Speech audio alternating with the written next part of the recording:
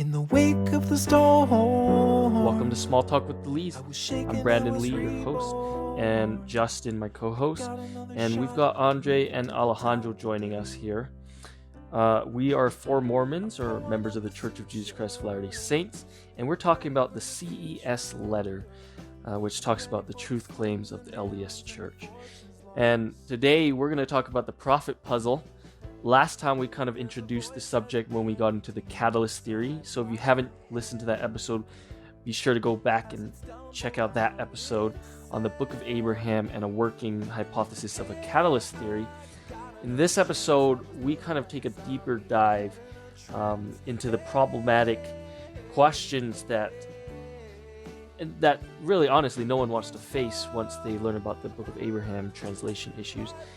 And so, I don't claim to know anything about Joseph Smith's psychology or mind. You're gonna notice that this episode constitutes more of a hypothesis than anything, and it's gonna be more speculative than our other podcasts in nature. But I really like this Facebook quote. It says, "The only thing we can be sure Joseph Smith believed in was astrology, as he died wearing a Jupiter amulet." And to me, that really shows how mixed and complex and confusing Joseph Smith's life is to us in the 21st century. And so we talk about four opposing views in this episode on Joseph Smith's reputation. One as a prophet, two as an inspired visionary, three as a pious fraud, and four as a con man. So let us know what you guys think of these hypotheses in the comments below, and I hope you guys enjoy. Life is all you know, and when it flashed before my eyes, I realized this is everything.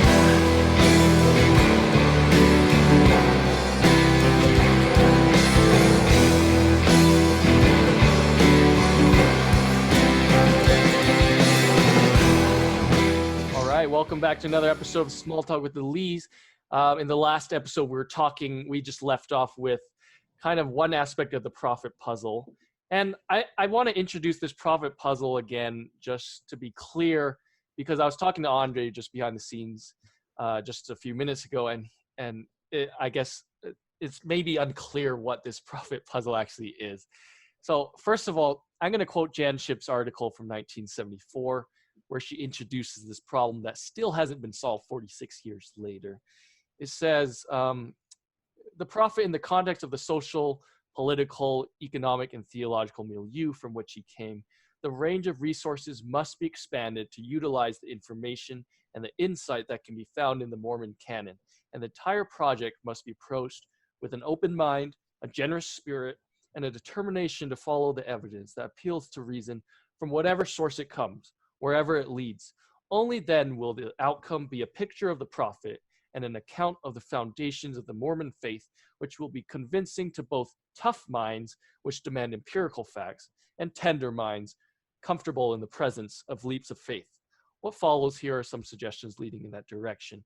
So in this important essay that Jan Ships, who's a non-Mormon but extremely reputable scholar in Mormon studies, presented, she kind of solidified the problem and the mystery of Joseph Smith. And that mystery really is a psychological one. So we talked about phenomenology, putting our feet in the shoes of Joseph Smith. We have to really reconcile, what does it mean if we are to believe that the Book of Abraham is not a historical document, but Joseph Smith claimed that written by his own hand on papyri. Sorry if I'm misquoting that, but it's basically what he says. What does this mean? Because I compare this to like Brandon Sanderson, who's a popular LDS author. So he writes these stories, The Way of Kings, I think it's like thousands of pages, and it has 10 books in the series. He's come out with like 3, I think. If he were to claim that the elves actually wrote down like a document and that's where he got his source from, the question we would have is, okay, first of all, does Brandon Sanderson actually believe that elves wrote down a document? If he does, then he's delusional. that's so-called the argument in the prophet puzzle. Is he delusional? Is Joseph Smith delusional? If he doesn't believe that the elves wrote down this thing in the document, then is he lying to us in order to present a pseudepigraphic work? Okay, so that's kind of the core issue here, is the psychology. We want to get in the mind of Joseph Smith. I don't claim to be a prophet myself, so I can't actually get into Joseph Smith's mind. What I do want to do in this episode is present working theories about the prophet puzzle. And it was pretty helpful to me. There was a Sunstone Symposium. They had this question of basically like a few decades after the famous prophet puzzle question, what are the actual perspectives nowadays by LDS scholars in Mormon studies? So there was 4 people on the panel. Christopher Smith, who basically argued from a very black and white perspective that Joseph Smith was just a con man and a fraud. The cool thing I heard about his argument was that he kind of argued that, hey, this paradox where Joseph Smith, I'm going to view him as a con man, but I don't see Mormonism as a con. You know, I see that as a working religion, let's say. And he tries to separate Mormonism from Joseph Smith, and he says we don't give enough credit to the believers and the followers and their influence on Mormonism. We give too much credit to Joseph Smith. So I thought that was an interesting perspective to solve the paradox, or to address it, I mean. The second view presented was Dan Vogel. And actually, I'll leave him for next. Another view that was presented was by, I think his name is Don Bradley. He wrote the book, The Lost 116 Pages. And he kind of argued, he was trying to argue from the perspective that Joseph Smith was an actual prophet, not in that he got it all right, as in it was a historical document. I actually can't remember exactly what he was saying, but he kind of gave us a sympathetic view to Joseph Smith. But in my opinion, it didn't really address the prophet puzzle question very well. The third view, and I'm going to focus on these last 2 views because I think they have, I think the answer is going to be somewhere in the middle of these 2, but I'm not really sure myself. I don't claim to be able to solve this puzzle any better than anyone else. So the third view is that Dan Vogel, who we talked a lot about his scholarship on the Book of Abraham, he's a former member of the church. His view is that Joseph Smith was committing what he terms pious fraud. And it was super interesting to watch his video on YouTube about pious fraud, because all the Christopher Smith people came out and were very, very angry at what he had to say. They called Dan Vogel a liar and deceiver. So we have to know, this episode, we're treading in fire here, basically, on every side. People don't like what Dan Vogel had to say because he was too sympathetic, they say, to the prophet Joseph Smith. Basically, the pious fraud argument is that Joseph Smith is deeply religious. In support of this would be Yvonne Fawn Brody, who in her first edition of No Man Knows My History, she claimed that Joseph Smith was just acting up a play, basically. He was pretending to be religious. But by her second edition of No Man Knows My History, she actually changed her mind on that issue. And she said, at least Joseph Smith believed that he was a prophet, and he was sincere about that. So basically the pious part of pious fraud is that Joseph Smith was trying to convey deeper religious truth. That was his first and foremost objective. In doing so, he believed that the end was greater than the means. And he points to certain passages to kind of psychoanalyze Joseph Smith, which is what we're doing here. We're trying to step in his shoes. For example, in Nephi, First Nephi, Nephi pretends to be Laban and dresses up as him, kills him in order to obtain the plates. Another example is we can look to the Book of Abraham itself, where instead, as the Genesis account says, that Abraham lied about his sister, his wife being his sister, in order to protect her from the Pharaoh, from cuckolding her, which is a new word I learned. He lied about it. And what Joseph Smith does in the Book of Abraham, if you look, I think, chapter 3, he changes that from Abraham lying to God directly telling Abraham to lie about it. Another point that he brings up is the lying spirit that God sends to Ahab, or Jacob tricking Isaac that he is the actual son with the birthright. There's also God lying about to Adam that in that day ye shall die when you eat of the fruit.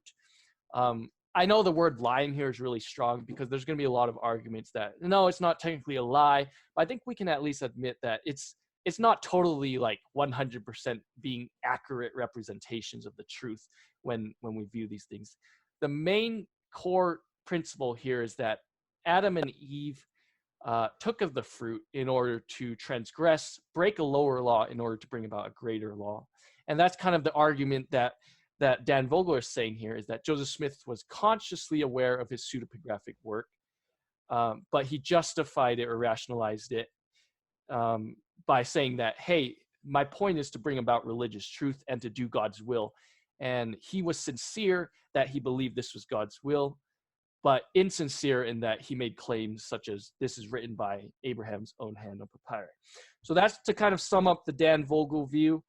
I don't know, do we want to dive into that one before I present the Tave's view, or do you want me to just present it all and then we can just do a big discussion? Ooh, I want Tave's view. I like Tave's view. All right, then we're going to jump into Tave's.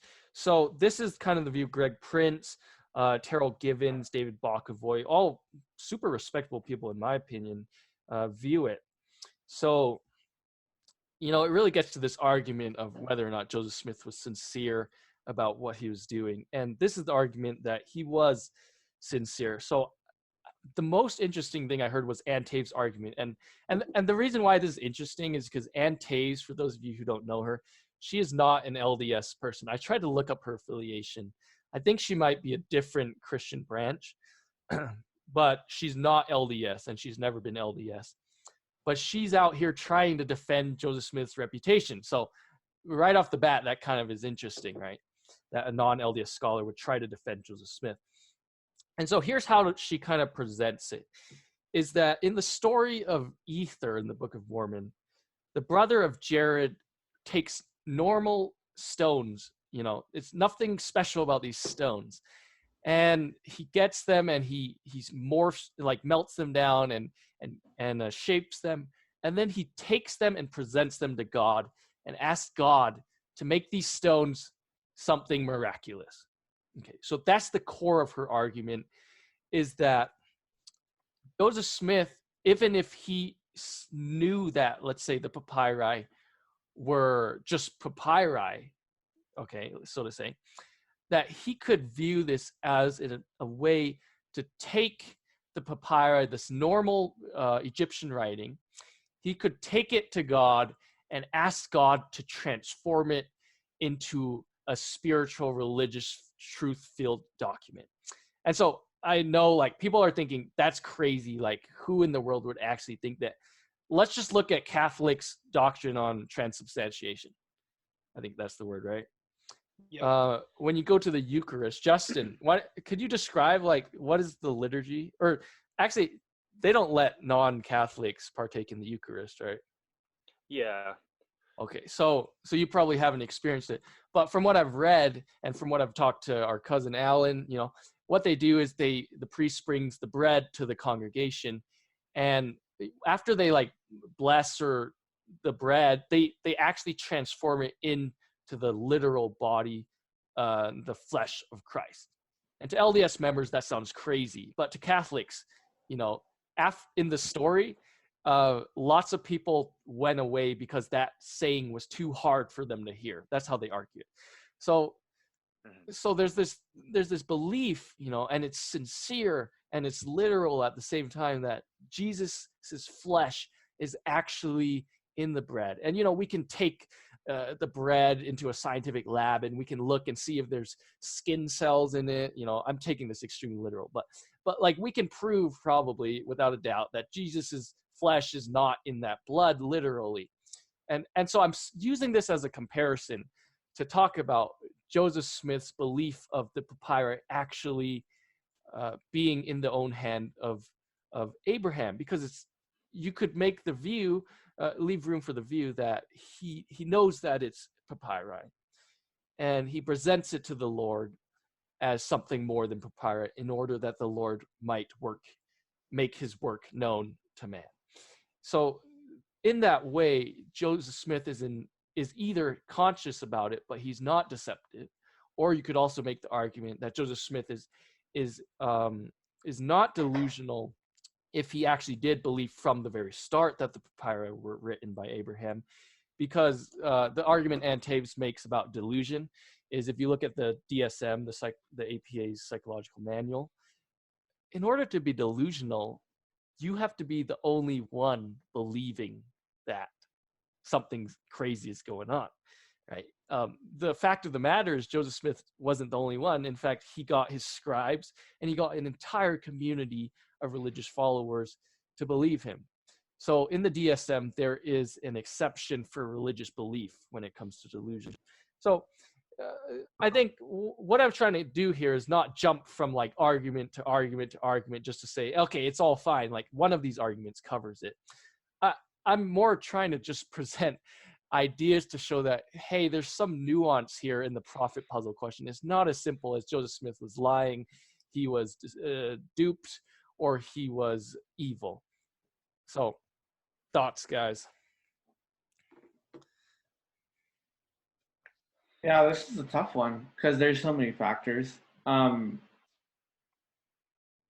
was listening to that Sun Symposium, and each person gave like a really good argument, from what they did, like how they behaved, to like what they did with, like how they changed revelations in the DNC. It becomes really, it's so hard. Here's the thing with the prophet puzzle and how the prophet puzzle is framed in the first place. The prophet puzzle sort of implies that you have these competing arguments, right? These competing positions, but only one of them is right. And I can see why people think that, because people want to believe that they can't all be like true simultaneously, and that I can see why they're what they're getting at. But history is so long, and Joseph Smith is so complex.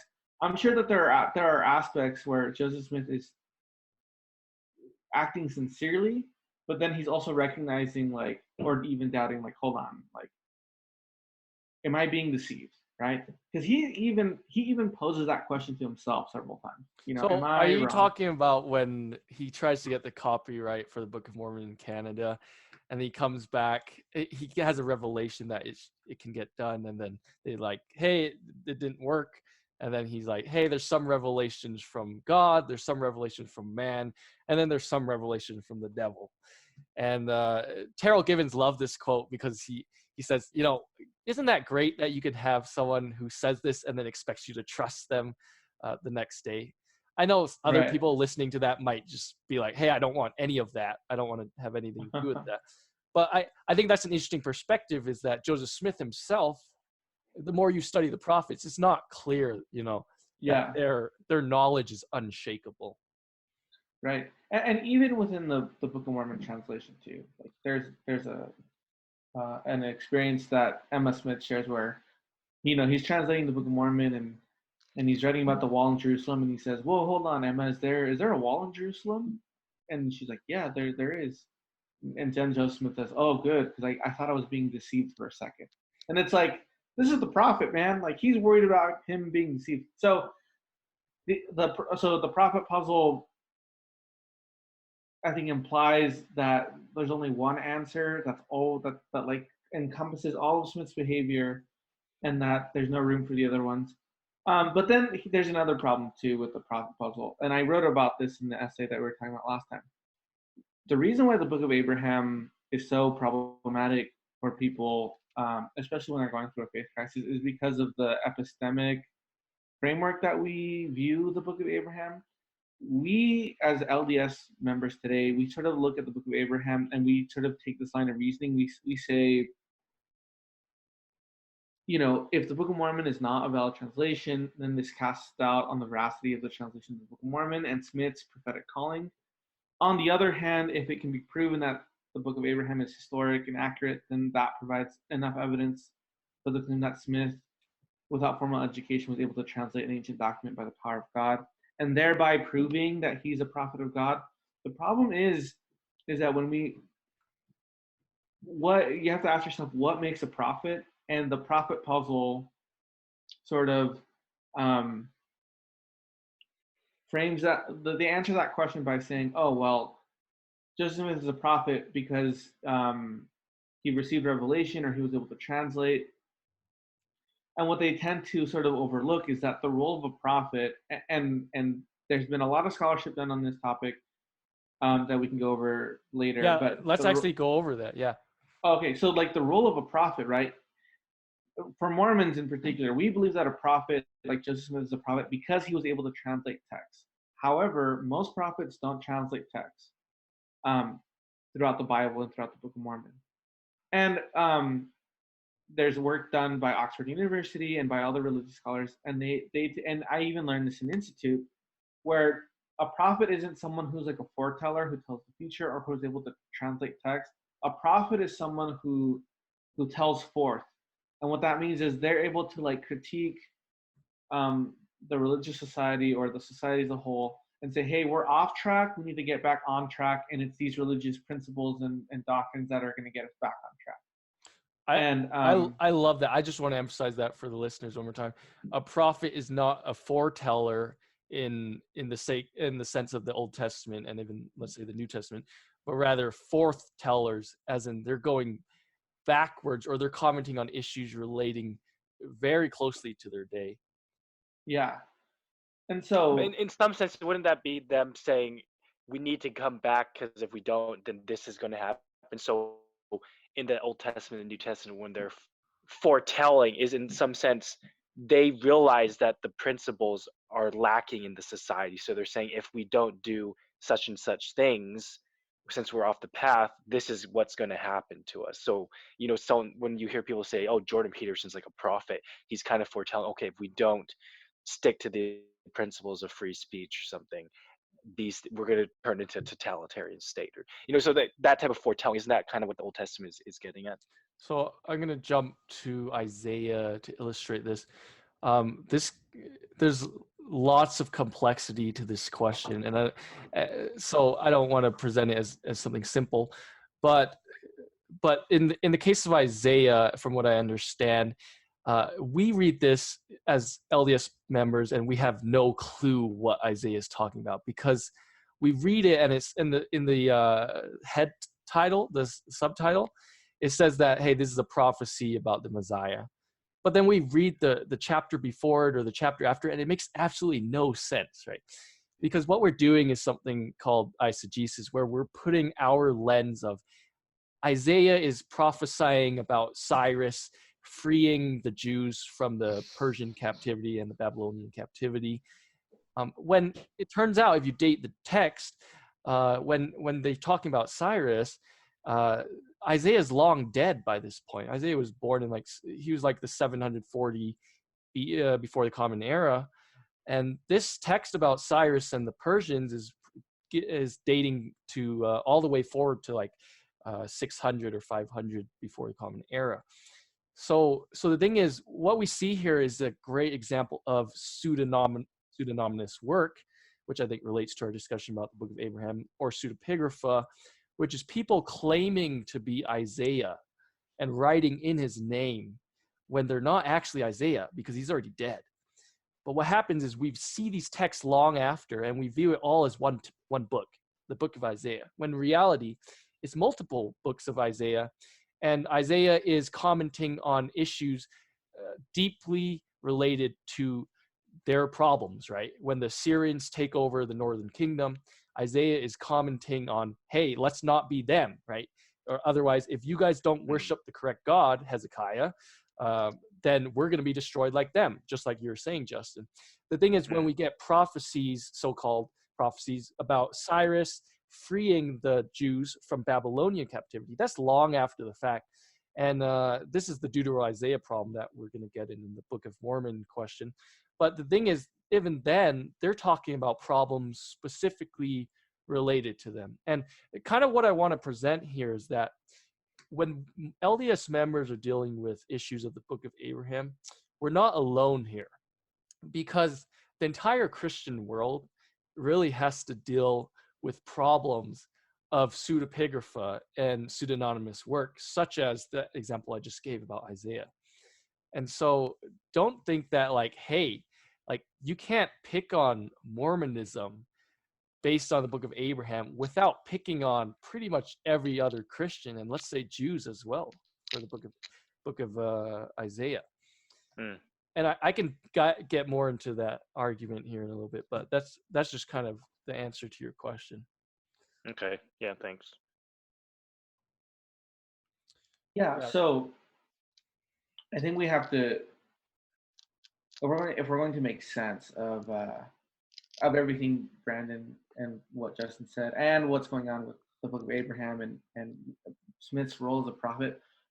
I mean, Smith is super problematic, and so is every prophet. I mean, you look at Moses; he killed somebody before he became a prophet, and same with Nephi.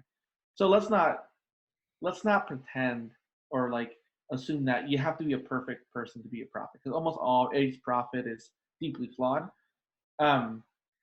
But Joseph Smith, right? There are cases where it's documented that he lied about something, right? Like polygamy is a great example, right? He Yeah, flat so out I denied actually it. wanted to bring that up, right? Because the Elias Gospel Topics essay admit that Joseph Smith multiple occasions denied that he was practicing polygamy in public. And so like, how are we to make light of that as far as his reputation or the prophet puzzle question goes? Right. And so, and answering this question, like, did Joseph Smith succeed in like being a prophet in the sense of telling forth like that we're off track and we need to get on track? That's going to be a really hard thing to answer definitively, right? Because I think if you look at what Smith is doing, right? Not what he claims he's doing, but like what he's actually doing, right? Joseph Smith is like one of the biggest critics of Christianity, and like on a bazillion levels. And he's really radically destroying like the frame in which Protestants view Christianity in the 19th century and even today. And so in that sense, he is like really telling forth like, hey, you guys are looking at this all wrong. And I'm going to write these works that shed light on what's the more correct way to look at things. And then from there, you look at the church, right? And you look at how I love what they said in the symposium. Like the church itself, right, has taken this unique course that's unique, that's distinct from like the positions of the prophet puzzle. Like the church isn't simply like a fraudulent organization, and it's not simply like a bunch of kooky people. Like it's a legit religious movement that's producing good things, and that's in stark contrast to like its founder. Yeah, And so yeah. go ahead. Well, I like that is the core of the argument here, right? So to kind of just sum up where we've gone in this podcast episode, the prophet puzzle has been presented. I think we've established that, hey, there's lots of different theories. Maybe none of them are right. Maybe all of them are right. The question that we as believers, let's say, or faithful members have to deal with now is that, hey, we have all these problems. Now, to put on the scale of balance, look at all the benefits, let's say. So from the Book of Abraham, what exactly did Joseph Smith accomplish with it? Like, what good is the Book of Abraham? Because members of the community of Christ would say, hey, nothing. That was a speculation. So we actually took it out of the canon a couple decades ago. I think Terrell Givens actually makes a really good case that without the Pearl of Great Price, any unique doctrine to Mormonism is gone. It's just watered down Protestantism. So he points out one unique doctrine. So you ask the question, what is a unique doctrine, like no other Christians have it, that comes from the Book of Mormon? It's going to be the Felix Culpa, that the fall was a good thing. And that's about it. That's what Terrell Givens says. So the thing is, there's lots of things about the doctrine of Christ in the Book of Mormon, but when it comes to eternal families, happy families, temple stuff, this all comes from the Book of Abraham and the Book of Moses. And so, Doctrine and Covenants. Right, and the thing with the Doctrine and Covenants is, if you piece like D&C 29, if you look, there's like it's really disjoint, that section, and it has absolutely no flow to it when it talks about things like Christ was from the foundation of the world and little children are good, and all these ideas, and the spiritual creation before the temporal creation. All these ideas are really disjoint, and it turns out the same time frame, Joseph Smith is producing the Book of Moses the next few weeks, and he nails it into this coherent narrative, what Dan Vogel would argue as inspired pseudepigraphic work. And so and the reason for pseudepigrapha is precisely what Andre was talking about, in that you have a Christian community, they have these creeds. The creed that Joseph Smith hates is God has no body parts, no passion. He's a God without body parts or passion. And so for Joseph Smith to, let's say, in order for people to take his theological views seriously, he has to present it as a pseudepigraphic work. He says, hey, this isn't my view. This is God coming to Abraham literally, and Abraham writing it on papyri. So you have to realize, like with Dan Vogel's argument here for pseudepigrapha, Joseph Smith is trying to propel these profound religious ideas into society in the Christian world, and he actually does it successfully. And the way we can measure that is, today we believe in the plan of salvation as members of the church. So there is a lot here to be said about the beautifulness in all the messiness that David Bockvoy talks about.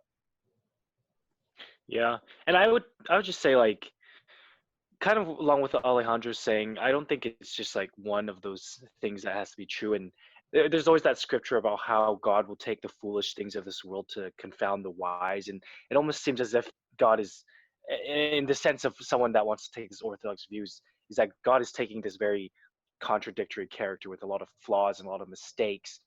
And maybe like pious, I think pious fraud, that's such a funny term because it sounds paradoxical in itself. How can you piously be frauding someone, So it's like using these things in order for a more beautiful and a greater idea to kind of spring forth. And for us looking back and observing that, it just seems odd, but that's just kind of like one of those scriptures that come.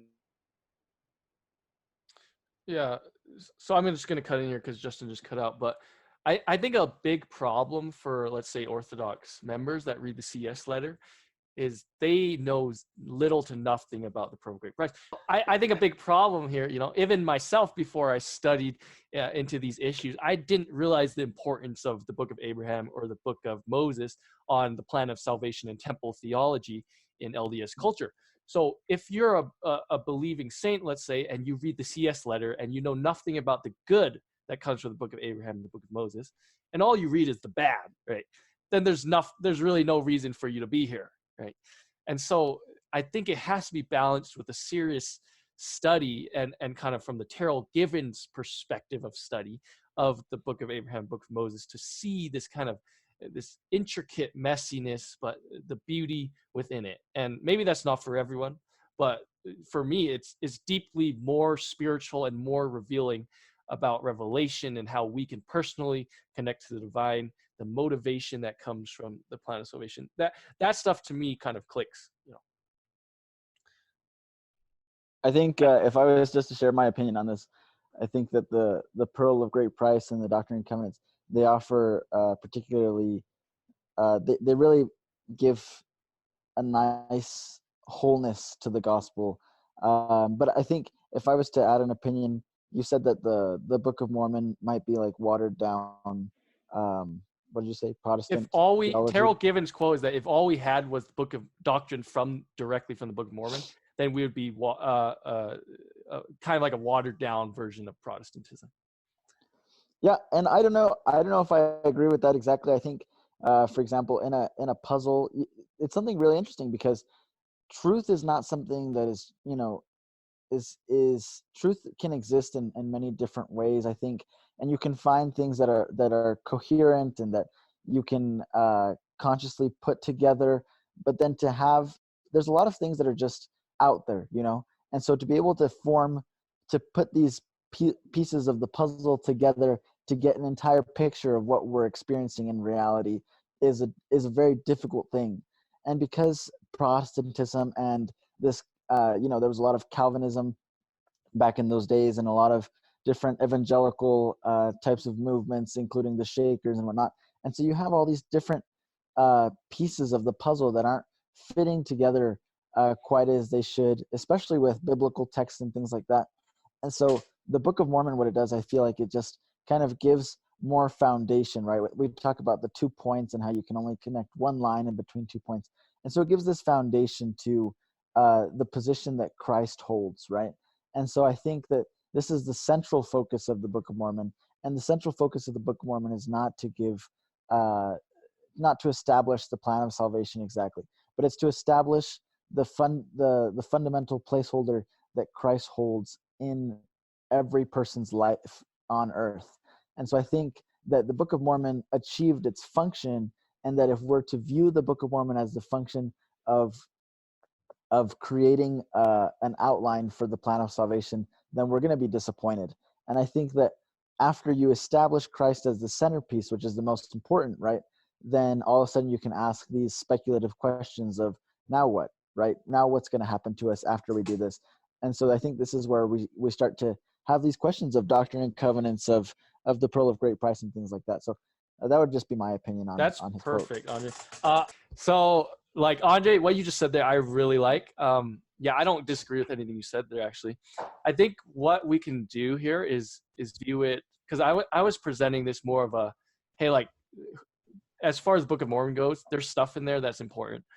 But as far as the Book of Abraham goes and the Book of Moses, the tendency of Latter-day Saints is to deeply undervalue what's presented in there. And so from the mind of Joseph Smith, when he finishes the Book of Mormon translation by like 1829 or 1830, he actually never comes back really to the Book of Mormon much, besides a few corrections. He immediately dives into the Old Testament.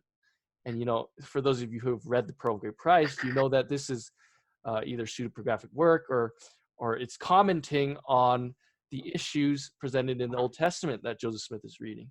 And so he has these really deep questions, basically what you just said. The Book of Mormon lays out the centerpiece being Christ. And then after that, he doesn't really come back to that. He goes directly to, like the counsel of gods, the nature of God.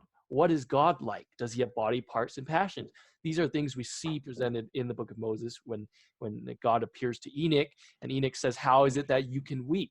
Right? This is Terrell Given's famous The Weeping God book that he wrote. So like some of the very core concepts of the nature of God, the nature of man, the plan of salvation, these things are questions that Joseph Smith has on his mind after translating the Book of Mormon, and he doesn't go back to the Book of Mormon. He sticks with these questions all the way up to the King Follett sermon when he's a few months before he dies.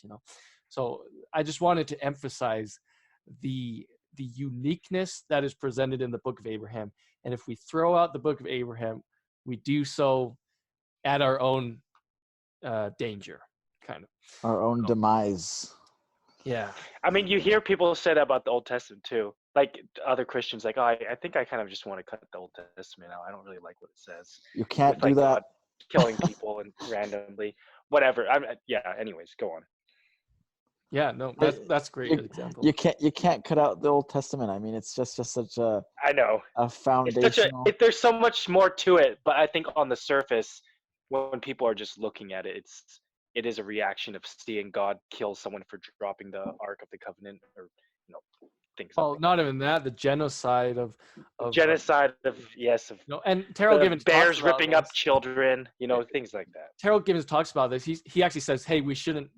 It's not that we should take it out, but we shouldn't teach the Old Testament, because just Latter-day Saints are just so fixed on this idea of eisegesis and everything has to fit in my framework that they can't view things like the genocide with any type of like, hey, that was wrong.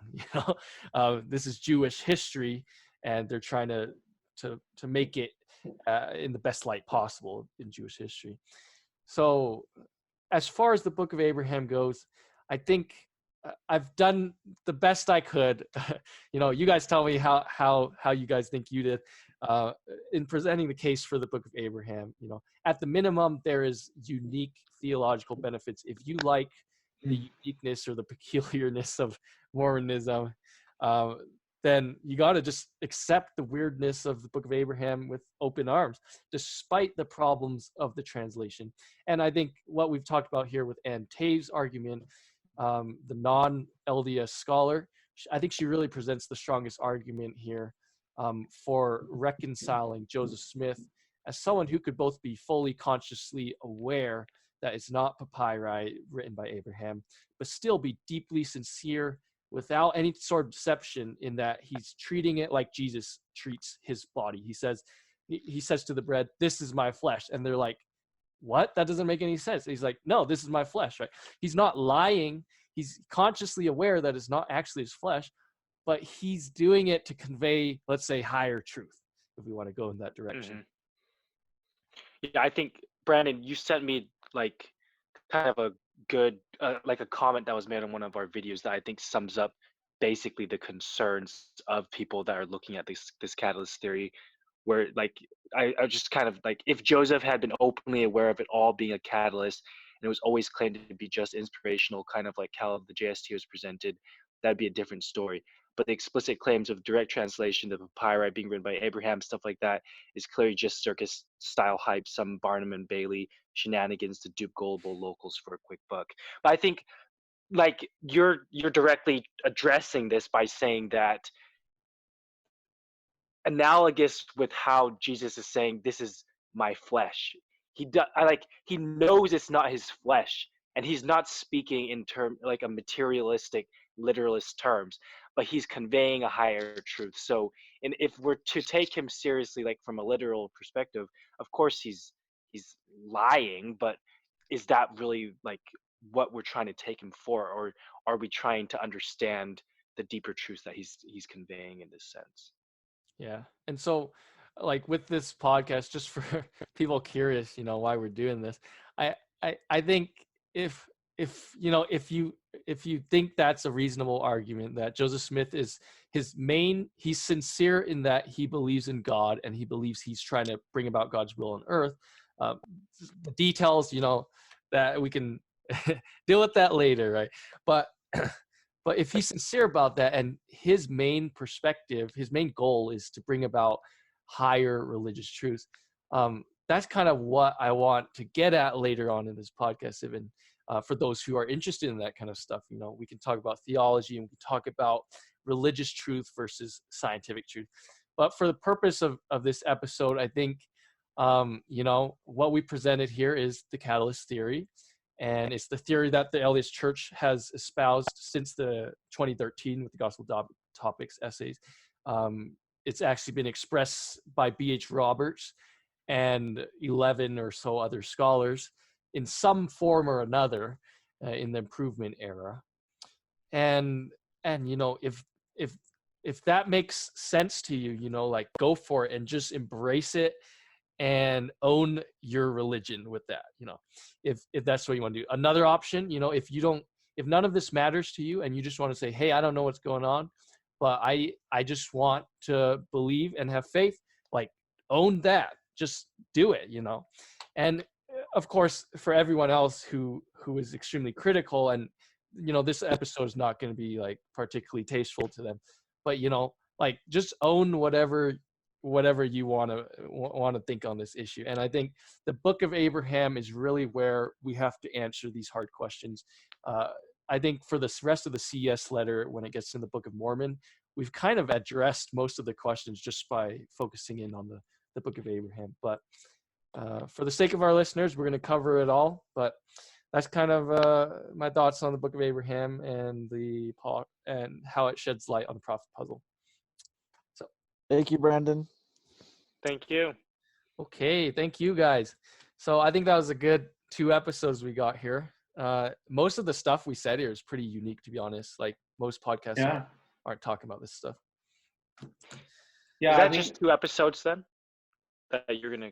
Yeah, the first one will be catalyst theory, and the second one will be the prophet puzzle. Okay. But they're kind of mixed in. Yeah, I think I'm actually really excited to hear what people's comments are on this. Also, I can put the essay I wrote on Google Drive, and you can link Yeah, it if I you can want. link that if Yeah. you do that. We'll Yeah, be posting it I'll- this Tuesday. And so- I, cool, and I have all the footnotes and the references, so people know I'm not talking out of my butt.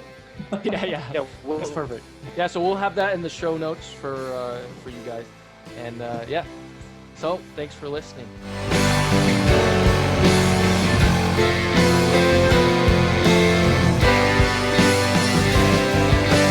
Hey, I got another chance. I was living like a zombie, head in a trance.